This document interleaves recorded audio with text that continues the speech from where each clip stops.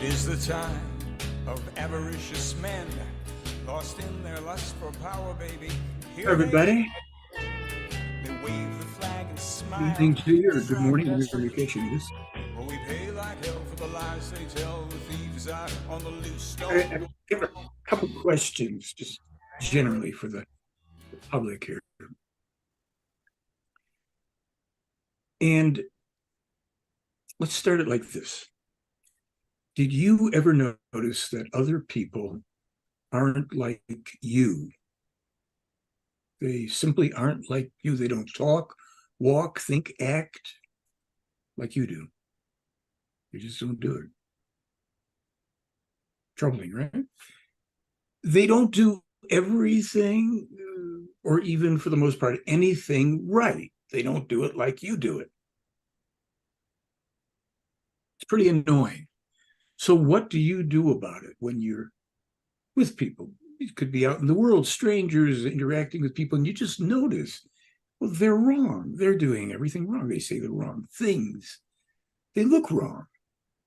It's just right. And then you're with your family, or you're with a group of people that are close to you otherwise, and you keep just noticing that they're not you. Do we ever really notice consciously how much, how often, how frequently do we notice how we view other people from a kind of critical perspective because, well, they're not like us in all of these manners and mannerisms? We find too many things that are jarring to our sensitive selves. And we even will get stuck observing and thinking about, what? Wow, that's how can he do that? How can she? How can they?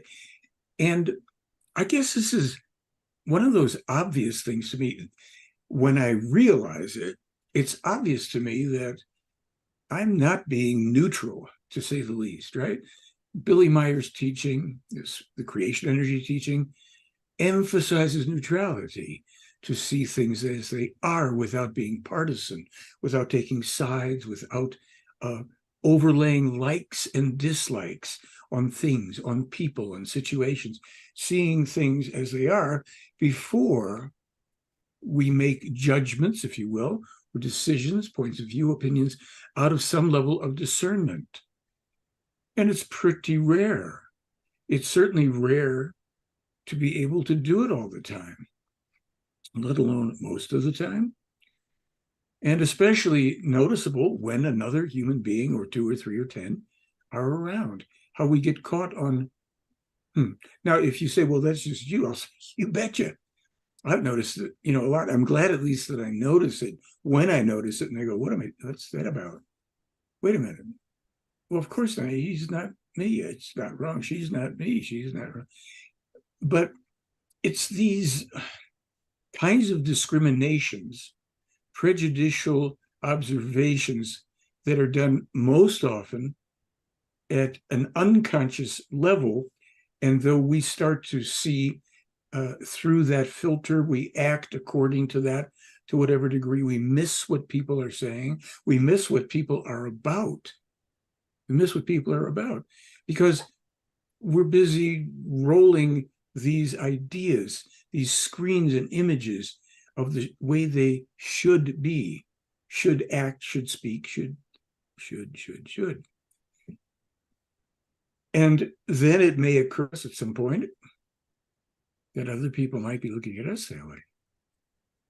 Or maybe we're in the company of saints all the time, and they simply never fall prey to that kind of, judgmental, negatively judgmental kind of perspective, and that they're actually perceiving us, who we think we are, who we want to be, what we're intending to convey, all that good stuff. And do we not live in a world where this kind of unconsciousness is predominant? And that unconsciousness leads us and lets us act out unthinkingly in so many circumstances situations, towards people. Of course, the more that that's amped, we get unreasonableness on steroids with a world that looks strangely similar to the one we're in. The antidote to most of these things, of course, we would say it would be self-awareness, a consciousness, a looking out and in at the same time. So you're observing yourself observing, you're observing yourself interacting. The best antidote really for all of this stuff, of course, is to be found in the teaching, in the creation energy, spiritual teaching, if you will. Because there are no beliefs, there's no superimpositions of the way things should be in that sense. We might certainly find in the teaching recommendations, advice, the laws of creation, that say when people do this, this is the result. And we're speaking here, let's say, of the better. We know that there's so many mistakes that people make, we human beings make all the time. And we know that mistakes are part of the evolution and growth. But we also know that the kind of mistakes that have taken hold that are spreading insidiously are of great detriment to everything that human life would, could, and should be about. Should, by virtue of, shouldn't we have love, peace, freedom, harmony, wisdom, forbearance, patience, empathy, some altruism, optimism. Those are not bad things to kind of should on a bit, if that brings us back to the awareness of these things, where we can lift the mood within ourselves or for somebody else simply by coming into the being for ourselves. That helps break that stagnation, that frequency. But it's more than those words. It's more than what we might just casually speak here, because when you take the teaching, when you take Meier's teaching and you start reading, the tendency, because it is, or let's say it isn't for everybody immediately engrossing, but it doesn't take long before that resonance inside, that hunger for this kind of information, for this kind of consciousness speaking to us, into us, that we're hungry for that. We resonate with it. And so we'll read tons, sometimes paragraph after paragraph after page, and it comes back to something that Atlant had said, Atlant Bieri, a stepson of Billy's, about how to read the teaching. Wrote this years ago, a very bright fellow. And he said, in effect, and I don't have it in front of me, and I haven't read the book for a long time, the booklet, you have to just take things, sometimes even a word or two at a time, a sentence, stop, contemplate it, reread it.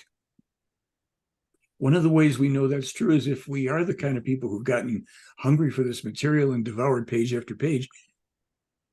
Let's say we come back to that book, open it up, same place we've been at one point. Oh my gosh, this is so new. I never saw that before.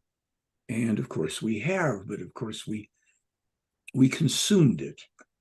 This is the time of great consumption, overconsumption, and exploitation of things. We exploit and overconsume, but we don't retain, we don't contemplate.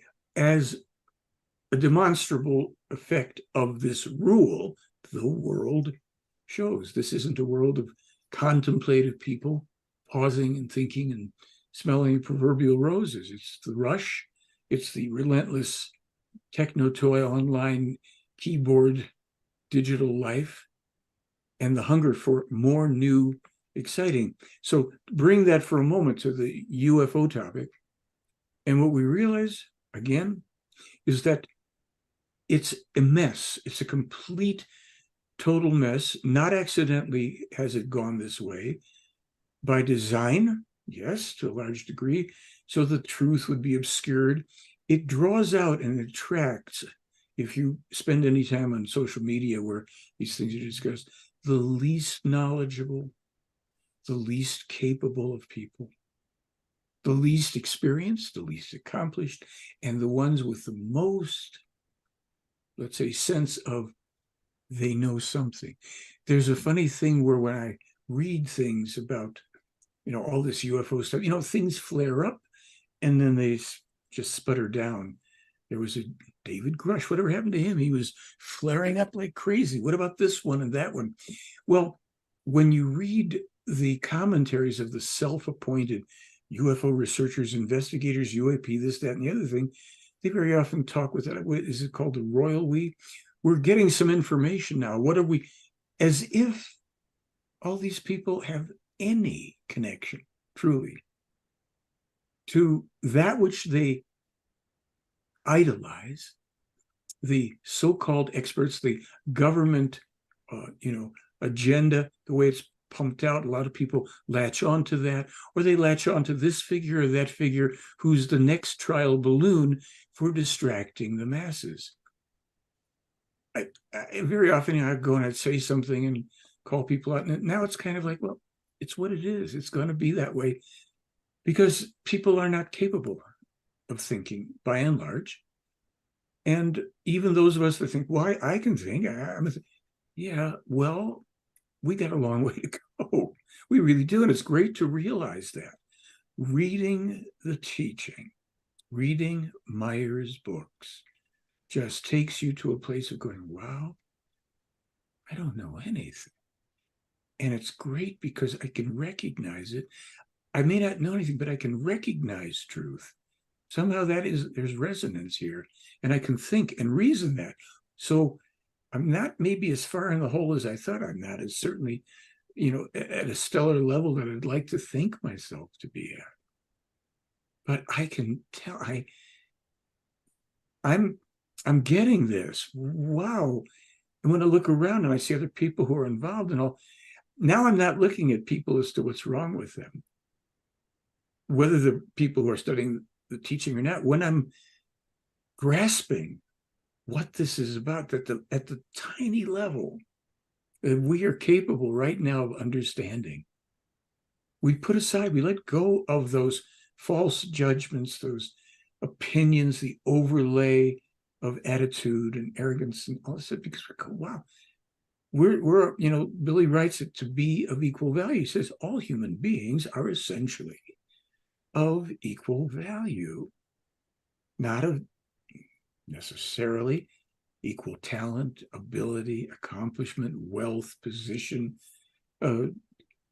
acceptable looks, whatever. No, just of equal value intrinsically, because those other things are not the human being. They're not the important things about us. We can attend to things so that we can be presentable and, well-behaved, whatever you want to call it, but we can't confuse certain things with essential, deep and essential qualities, really nice, deep, essential qualities. That cannot be such a bad thing to realize, that we are coming to a place where, when we crack open the books, we start to read the teaching and we settle down somewhere and we go, oh, why haven't I been doing this all day? Why haven't I been doing this all night? What am I spending my time on? My distractions. And yet, if you get into a pattern, and I'm familiar with it, of wanting to work all the time, and you can burn out and you just get like that.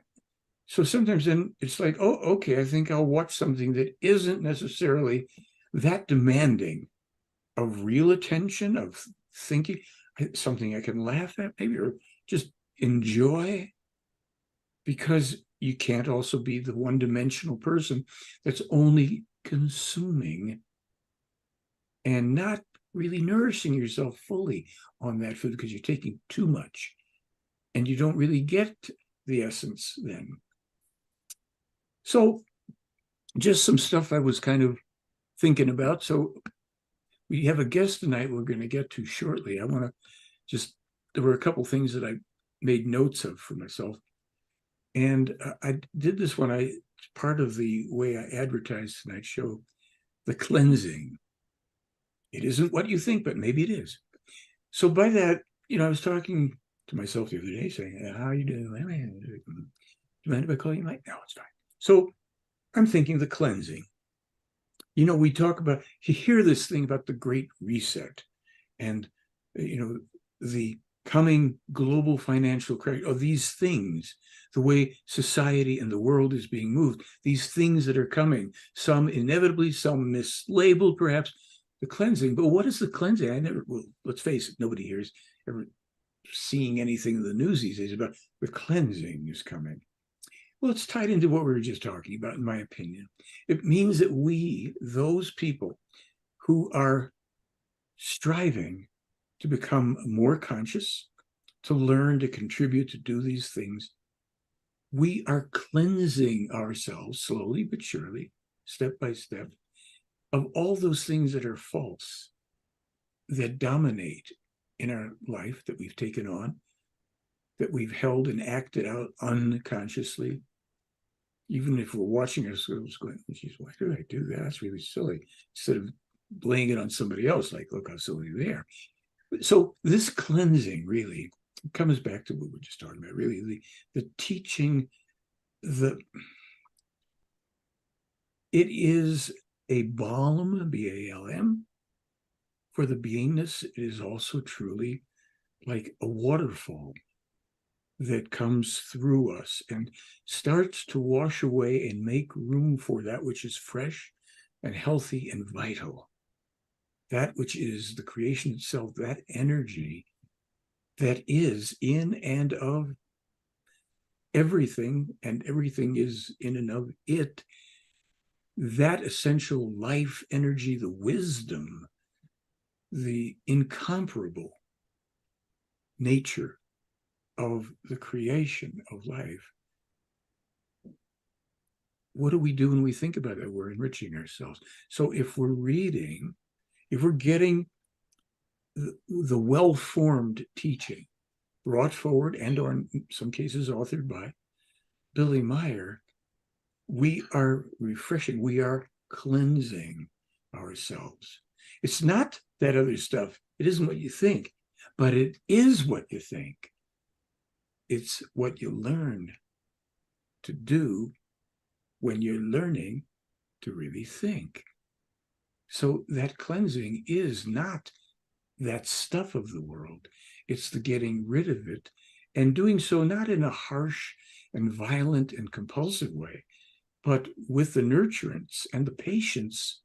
Just imagine what this man went through to write all these things in one lifetime, 60 plus books. And these are not frivolous throwaways by any stretch of the imagination. So there are some rather miraculous things that go on in life.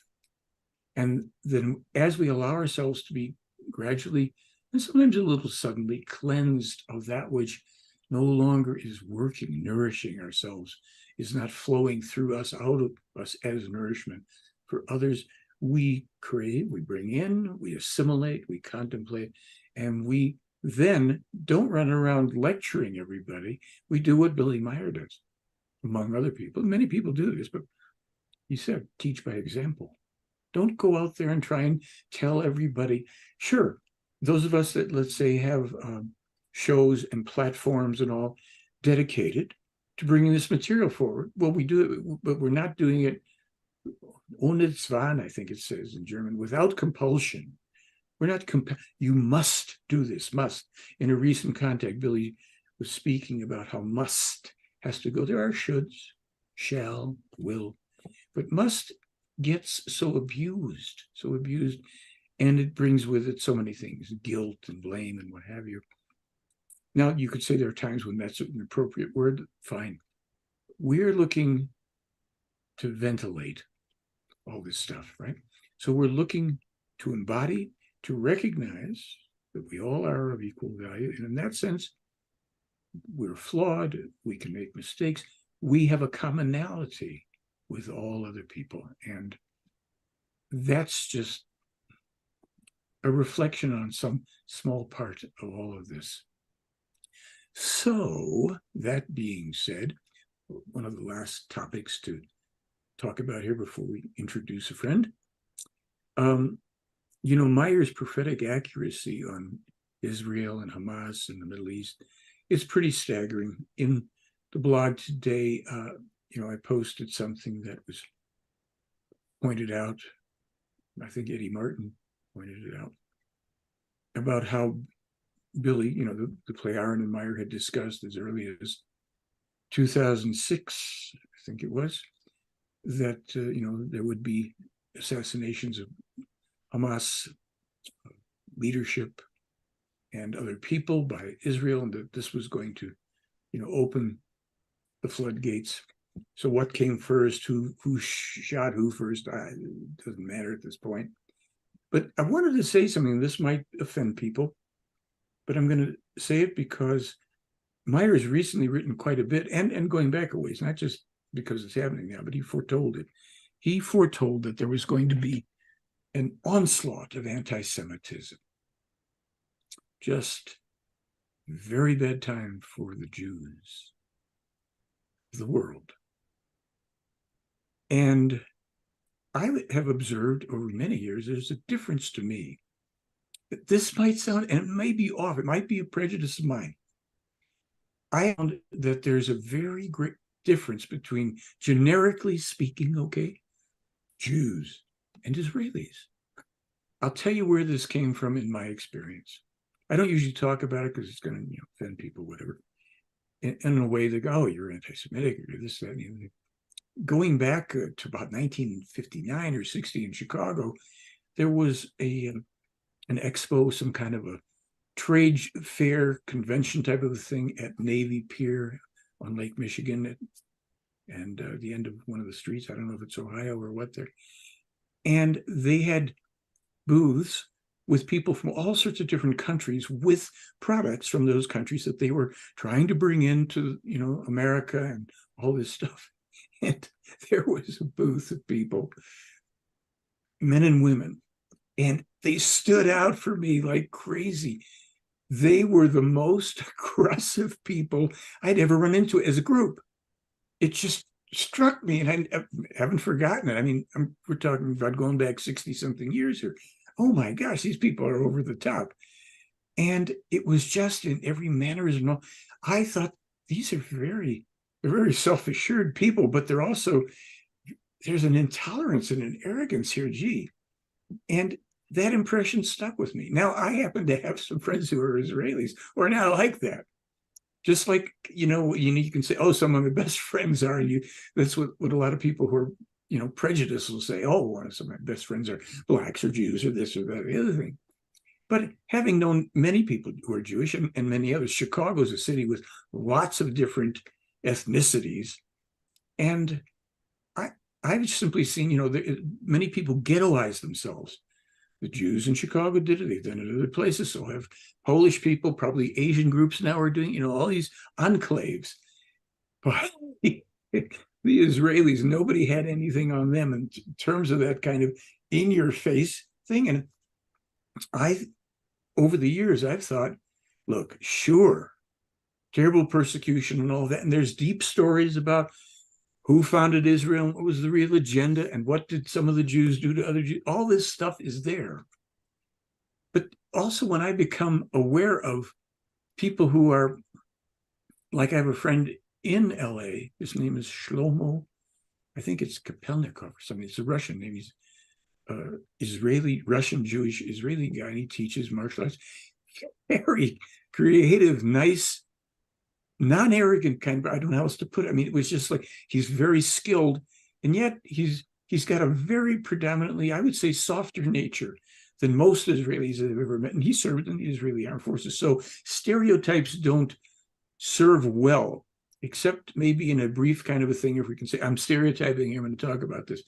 So if the people that think they are chosen by an imaginary deity floating around would get off that, that might make it easier for them. I mean, this is naive to say these things. And if the other people could, well, we know that these kind of things right now are pretty much pie in the sky. But I wanted to say this for the longest time because I laughed about it then, and I have to laugh a little about it now, though I don't think that the way it's manifested when you see Bibi Netanyahu and all these people out there, and they want to destroy people. No bones about it. They are going to destroy the Palestinians to the last person on earth, the Palestinians. That's ugly. And there's nothing better about Hezbollah and Hamas. What can we say these days? So this is where this cleansing also has to come in, where we have to cleanse ourselves of the burden that we cannot lift. We cannot change it. We can only add. Meier calls it swinging waves. There's a positivity, a neutral positivity. And that therein, it is for all people. And then we're not making those distinctions. We can be honest enough to say when we see somebody, oh, this looks this way or that way, and we go, okay, there I'm doing that again. They're not me. Anyway, I've probably beaten that one a bit, but I hope you grasp, the intention there, and feel free if you want to call in or let us know what you're thinking. So we have a guest tonight, a friend of mine, for a number of years, and I've wanted to have him, come on and talk a bit about himself on the show and all of that. And so I'm going to introduce him. His name is Leon Rubenhold. And with that, I hope we're going to have a split screen here momentarily where Leon is going to appear as if by magic. Leon, am you there? Hello. Uh-oh. I am there. Start my video. Ah, you are there. Yes, speak. Speak to us. Speak. Ah.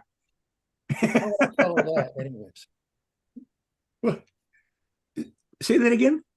How would I follow that? You say speak. Well, you followed it very well. You have two speakers behind you. Oh, you're or four. I'm sorry, at least probably more that I don't see right there. Oh my gosh, yes, of course. So well, I think you're following that pretty good. Please let's know a little bit about you. Let's just start with who are you? What's your background? Throw in some background, let people know who you are, and then we'll do something. Well, let's see. I've been a musician for the majority of my life. I started playing guitars and harmonica about 12, 13 years old.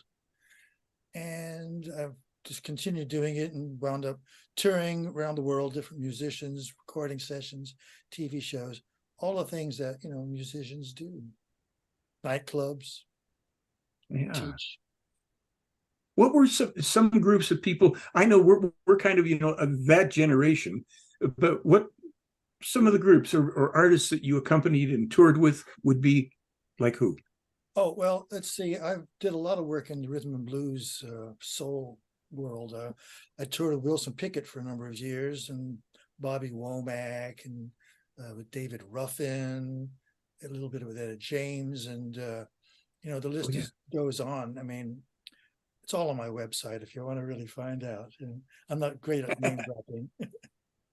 No, that's good. I resonate with what you were saying there, the blues thing, because I grew up in Chicago, and that's was quite a wellspring of the reviving the blues, bringing the blues forward, and going back to the 50s and 60s, and of course probably before, but there were also people that I knew like Michael Bloomfield and Elvin Bishop and Steve Miller, and people who were, the new blue-eyed soul version of blues, and a lot of them were fantastic. I mean, Michael Bloomfield was quite an extraordinary guitarist. He's quite a character. I've read him a few times over the years. Yeah, he was a funny guy. I knew him and his wife back in Chicago, but I don't want to leave too many people going, who are these people talking about? Well, who's that? So how did we meet? I think we were talking, I was trying to figure out, hey, how did we meet exactly? When did we meet? Where did we meet? Well, Do you? The story goes, my girlfriend at the time had some event going on in Topanga Canyon, and she asked me if I could bring my band in to play. And it was a house up there, and unfortunately we were too loud. And but it was still fun, and you were there. I don't know if you remember, but and we started talking about music, and somehow the UFO topic came up, and, yes. And shortly after that, the Myers thing came up, and I said, "Oh, the Myers thing! I have that first book on Genesis publication, and I got that in like '81, and I had the event that I met you at was in like mid '90s, so." you know. So Had you been at that time or before? How much before that time had you started to get into the so-called UFO field or interested in the topic? Oh, way, way early. Well, I've always been interested in science fiction. Read a lot of science fiction books, Ray Bradbury, who I actually got to meet and hang out with because his daughter was a good friend of mine. So I would go to his place, her place, and Ray would show me around his basement workshop, and that was fabulous. But before that, I just was very interested in UFOs. And the first book I ever saw was the George Adamski photographs. To me, I said, now those look like real photographs to me. And I was about 12 or 13. And I come to find out that over the years that those craft that he was taking pictures of were actually Nazi German discs. When he actually took pictures of craft and didn't fake it, yeah. Yeah, they were real pictures, and they said they the story about that they landed and they're from Venus. Actually, they were probably from Brazil. Yes. And I had an George experience in Brazil. Yeah. So that's how I initially got into it, and and just got into the spiritual seeker, as it were, in all things metaphysical, and which I found to be all. And did the LA pardon? Do the LA circuit, the New Age and spirituals, grocery stores? Stuff. Yeah, the woo stuff. The Bodhi tree. Where did you find yourself in that? I mean, what did you run into in those circles, so to speak? When I was early teens, I went to a thing and I got my mantra of my the transcendental meditation thing. And I'm not going to tell you my mantra because it won't work. So. Oh no, I want to know, but I know I shouldn't ask, so I won't. Yeah, I was told never divulge your mantra; just keep it yourself. So. Yeah, then you'd only find out that everybody's got the same mantra. I know, right? Or something. Some kind of word that which language do they use? Sanskrit. Exactly. It's a Sanskrit word. Oops, I almost said it. Yeah. Oh yeah. So did you ever go into those things like with what was Jay-Z Knight and her Ramtha channeling and all that stuff? Oh my God, yeah, there was one bunch of channelers that are out here. They were purportedly channeling the Ashtar command. With that. Oh, and there was also the Bo and Peep. You met them? Yeah. Remember the Bo and Peep stuff with the wasn't called Heaven's Gate, but was the other thing. That's interesting. A lot of people, if people who know about the Meier material know that they were mentioned that in that material, that those people, Yeah, it turned out I wound up going to one of their meetings, and their big thing was what drew me in was, he says, hey, we're going to go out to the desert and we're going to see a UFO land. Do you want to go? I went, yeah, sounds good to me. So, but the thing is, you had to, in order to do that, you had to get rid of all your material goods and possessions. Right. So they called me about 5:30 in the morning, woke me up and said, we're getting ready to go out to the desert. You coming? I said, not really. I haven't got rid of my stuff yet. Boy, you're lucky. Yeah. You're lucky. What's his name? Well, you mentioned the Ashtar command, and that was a pretty big thing in the 80s and 90s in LA, right? This guy was based. There were two people. Yes. Malibu. Say it again? They were in the Malibu area, the South. Yes. Malibu. Okay, so it was, I could say their names, Michael and Aurora Allegian. Indeed, they were. that's who it was. The right. Allegians. Yes.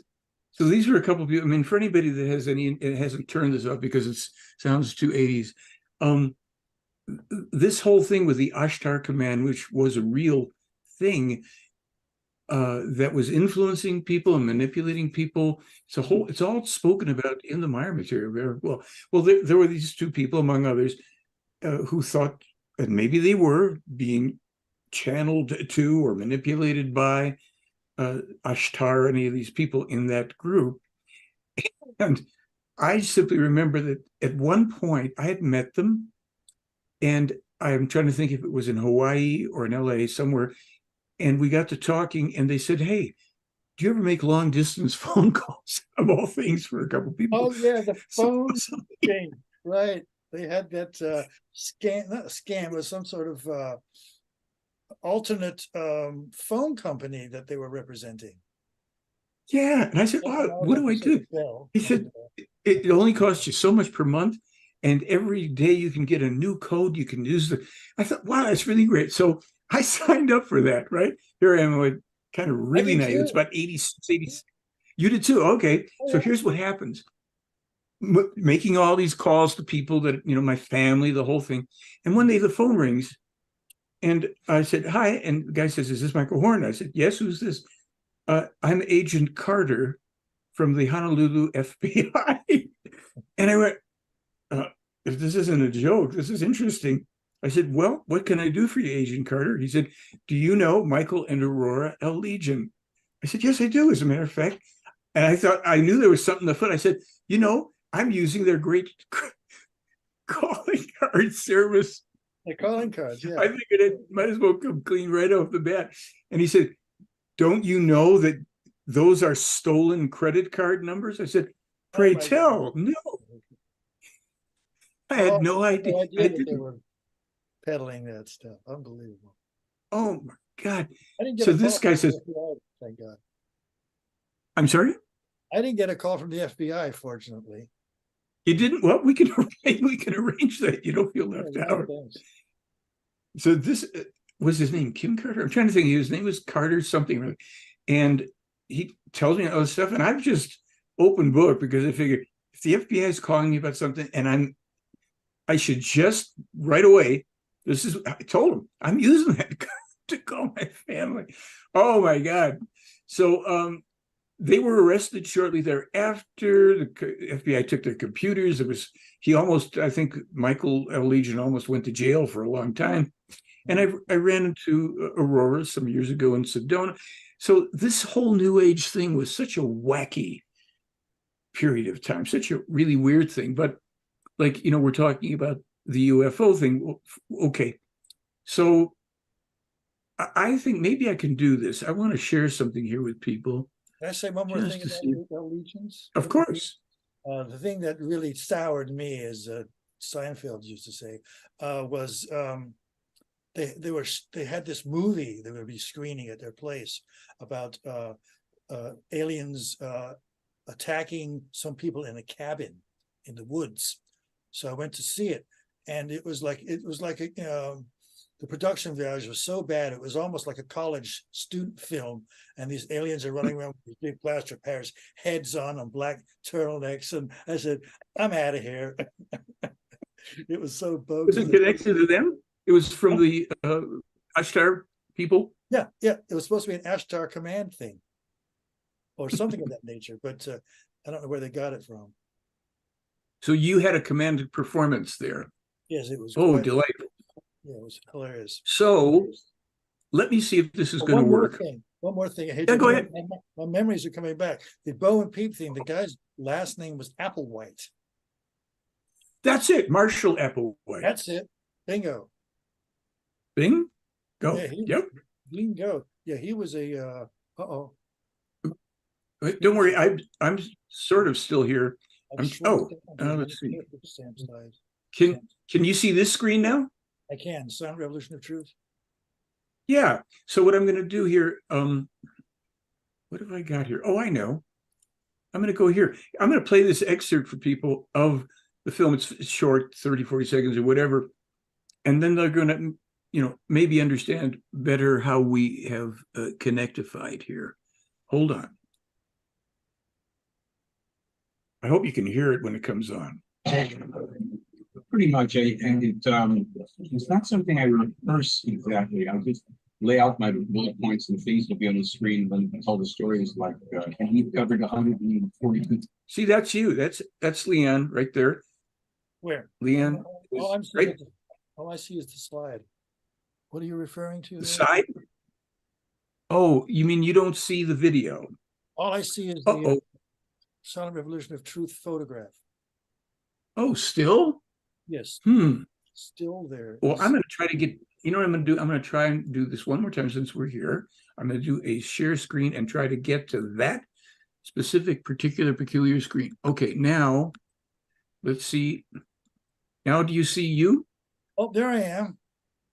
There you am. Maybe You've my just hair come on looks here. good. You had that Elvis Pompadour thing working or something. Here we go. 2,000 miles on foot, which I can work something like 360 different jobs, from a dog catcher to snake handler, private detective. For a while, he was known as the Phantom. Phantom? Yeah, he was employed by some Middle Eastern police departments. That was you again. Here we go. Bringing serial killers and mass murderers. He had his Swiss leather jacket on with the Swiss cross and Arab dress. Well, maybe he could find Osama. Yeah, nobody else seems to be able to do it. So we were in Laughlin, Nevada, I believe. Yes, Laughland. Laughlin, Nevada, and we were sitting in the audience. I think it was actually 2006, early 2006, Around there, yeah. and Christian Frenner was up there, and he mentioned something about a young Playaran girl who, Ocarina. yeah, Ocarina, who had won a contest on the Playaran World on Era to best exemplify what Billy's mission on Earth was. So having won that contest by coming up with the most succinct encapsulation of the essence, of the mission through Billy, she was able to come and meet with Billy and talk to him for a while. And both of us, when we learned that what she had come up with translates to the silent revolution of truth, we thought that would be a hot idea for a song. And it just so happens, let me just see if I can roll this thing. My songwriting side of me took hold and said, there's a song title if I've ever heard. That's right. That is exactly right. This is a recording by Piali. Oh yeah, they changed the original arrangement around. Not a bad idea. The world out in a voice, and time is running out, and so our choices. We can change the course of history with our thoughts. We can sing that no more wars are ever fought. When peace is found, and when it's told to all the people.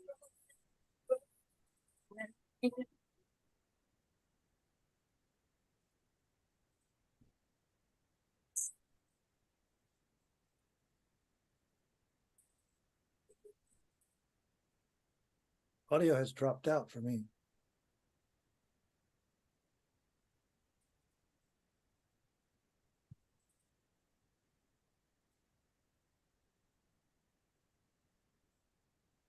So that Piali had done some modifications, chord modifications, but basically she really did catch, she brought a really interesting feeling and reading to that song. And we have it on the film. Oops, what's all this about? We have on the film, in the film, Mara, was that her name? Mara or Mara? Hittner.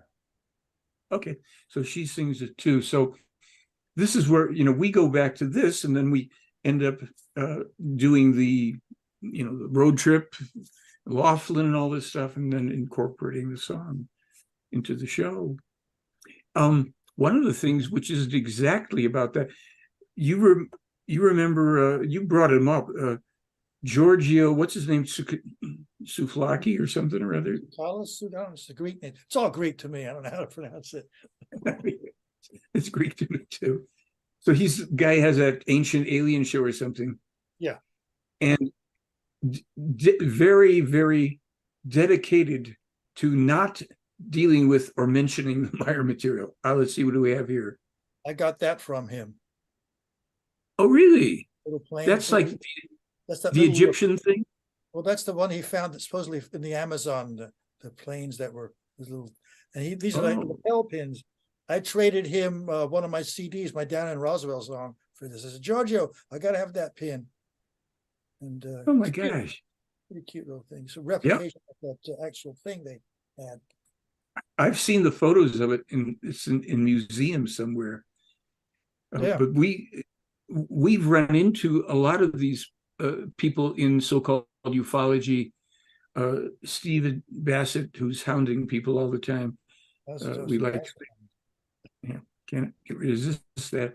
All these UFO conferences and things like that. Nowadays, these I think are probably different because everybody's simply concerned only with the phenomenon and the meteoric the rising and falling appearance of people who know nothing but have gained spotlight for a while. So this whole thing has been going on, point being, for some time. This whole ufology thing and some of the cast of characters has been going on. And of course, my complaint is that they've actively suppressed the Meier material to the detriment of humankind, not Well, it's happy. Yet they have yet to cover the Meier case on ancient aliens. There's yet to be on there. No, they won't. What's up with these guys? This is like the only case we're talking about, and it's They're not going to talk about it. an embargo on None it. of them. They if they speak about it and bring it forward, represent it in the real way, in the true way, what's the point of doing all the rest of this chase your tail, chase lights in the sky, dead end UFO, UAP, phenomenon stuff? It's simply entertainment and distraction and a lot of disinformation.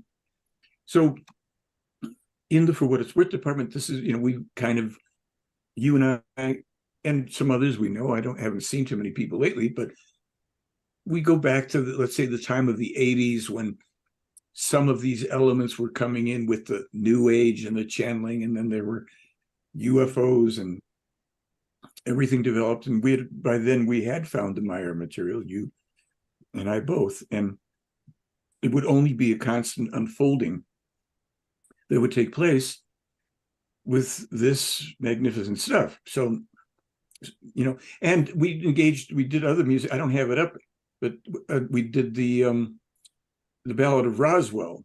Indeed, crash test dummies. Crash test dummies, right? That's the one with the line about something just like hieroglyphics, that something invented by Egyptians. Anyway, we are using this time to reminisce because we are in different places and we don't always get a chance to do that. But we do have something else in common, along with a couple other people, and that is we did belong to a union for a brief period of time. Yeah, we belonged to what I think you've affectionately called Union Local 8. And that wasn't spelled numerically. It was spelled ATE. Do you want to lead off a little about what that was about? Well, that was the quest for the eternal art opening diet. Yeah. For people who don't know, we lived on that for a while. LA, at least certainly going back a few years, probably in some degree now, I don't know, don't live there. But LA was a mecca in its own right for art galleries and art openings. But at the same time, they're still doing them, right? Oh, absolutely.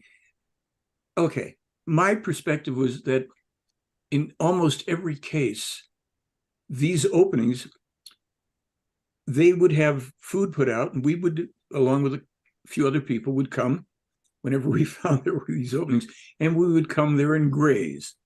And we would the union would show up quite often. Yes. And we would look around. Oh, and there's so and so. And what? And we'd see them and we go, oh, hi. It's another union meeting. Right. That's it. And we would say the right things about, that's a marvelous expression of the characteristics of light and dark, with an interplay that only the most, I learned how to talk that way when I was in art school in Chicago, because it's very, what's the right word? Pretentious community, for the most part. When you have an artist community, they talk in these kind of silly ways. But we, along with a friend of ours, Terry, who now lives in Thailand, we created something called the GGG, or that was the Gourmet Gallery Guide, where we wrote, shall we say, pretend articles rating the food at different art openings and talking about whether or not there was, an acceptable, aesthetically acceptable, melange or a medley of fruits, blending then characteristically into the open vegetable dip element. All this totally preposterous stuff. But it gave, at that time, I was a bachelor. You were often a bachelor, I think. It was a place to go to. It's what? On and off bachelor. On and off bachelor. I don't want to go. I won't play with that one at all. So it was an opportunity to go and socialize, to graze, to socialize, and to get out of the, that insular thing of, well, we're just sitting at home playing our guitars because we don't have a life other than that. And meeting nice people. There were some characters among those who were very usual. There was an old guy, an older, I think he was an Italian guy. Was his name Giorgio too? He was this little guy, must have been 70 something. I remember he used to wear that suit and that sweater. No, that's the other one. I forget his name, but Giorgio would go, he was a little, gray-haired older guy who'd walk up to all the younger women at these art openings, and he would say, "Hi, I'm Brad Pitt." And he would stand there, and invariably there must have been something endearing about that, because they thought he was such a charming little fellow. There was the other guy in the street. They took pity on him, possibly. Yeah, he was a character. I'm going to leave it at that. The other guy with the striped sweater, he was also an Italian guy. But these were circles of people who we were really there as, I think I viewed it as performers in a way. We were pretenders. We came really only to freeload, let's be honest about it, and interact socially. And I mean, we weren't there to buy the art. The food was always better than the art, always, in these openings in LA. So this is the kind of thing that, people don't have much connection to in contemporary circles, perhaps, depending on where you live and what your, what kind of a social structure, social life you actually have, if you have one, you generically human beings. But these days, I haven't been to art galleries, so I don't know what it's like, but there's such disconnects between people in ways that hadn't yet transpired. This terminal distancing and inability to deal with another human being hadn't taken full grasp. And so art galleries were fun places to interact and to joke around and to, eat dip and chips and all the rest of the stuff. But I don't know why. When we were doing that, that was pre-cell phone times. I mean, cell phones were, just one actual phone, and that was it. It wasn't what it is now. So right, that whole communication thing hadn't arrived yet. So going to the art galleries was actually a good social, option. Yeah, you didn't have people like this. There was this, but you didn't have too much of that. Well, you have a new single that you're putting out? It's coming out. Tell us about it. I've released a few singles. I just released a CD. In fact, here it is. My new CD called Back to the Blues. It's reversed, obviously, but it's available on all your download sites. iTunes. Good deal. Back to the Blues. This photograph on the front was an old blues guy sitting here in Santa Monica. I walked by and said, wow, that's a photograph. And I snagged it, got a picture of him. And about 10 years later, I used it for the CD. That's good. It's the back of it. I like that. The whole. What, you want to say anything about the songs, the styles? There's some covers on here. There's I did a revised Light My Fire, which is pretty cool, and Money, That's What I Want. That's another cover I did, and I have some of my own song on here called Getting Old is Getting Old. It's, very popular. They're getting some airplay on that one. And it's got about 11 songs on it. A song called Lost in the Shuffle, talking about getting lost in red tape of society. And it goes on. But, is it a shuffle? It's part shuffle and it's part New Orleans mambo. So the chorus is Lost in the Shuffle, and that's a shuffle for those who understand musical terminologies. But it's out there, folks. Listen to it, you'll enjoy it. Shameless. Well, you're out there too. Yes. Good deal. Now, a quick question. I want to know. So, are you still playing in clubs around LA or Santa Monica or any places? Not as much playing clubs, but I'm actually I'm playing this Saturday for a friend of mine's having a party, birthday party, 70th birthday party. He asked me to put a band together for that, so we can do that for kicks. And I'm just recording stuff. I got some working with an artist right now. Hence the speakers behind me is where I do this is where I do most of my recording. Is my little bedroom studio. Gets a really good sound.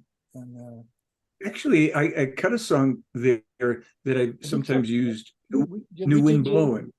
New Wind Blowing. Yeah. That was cut right here. Well, it was cut here, actually. I'm going to have to revive that one now that we mention it. Dig that out and play it. Dig it out. Hot diggity out. Any UFO events that are going on that you've been to in the past few years? I mean, I'm curious because I haven't been to any, obviously.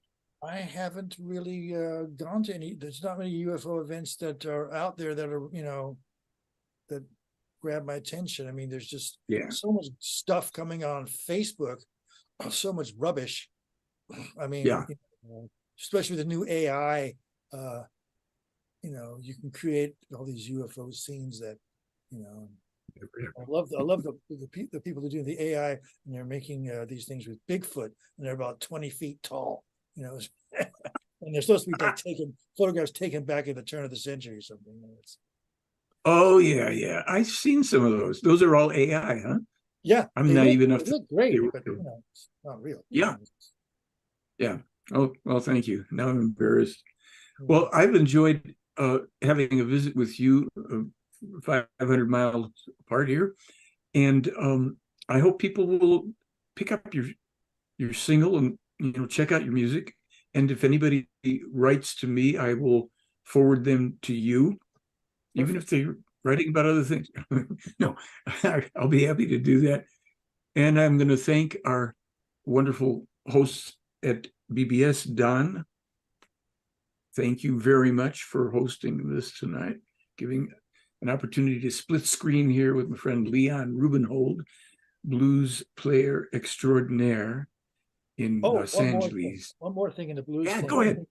I had a blues band back in the 60s called the Outlaw Blues Band, and one of our songs got picked up for the movie Judas and the Black Messiah, a song called Deep Gully, and the movie won an Academy Award. So I have a song in it. Recently? 2021.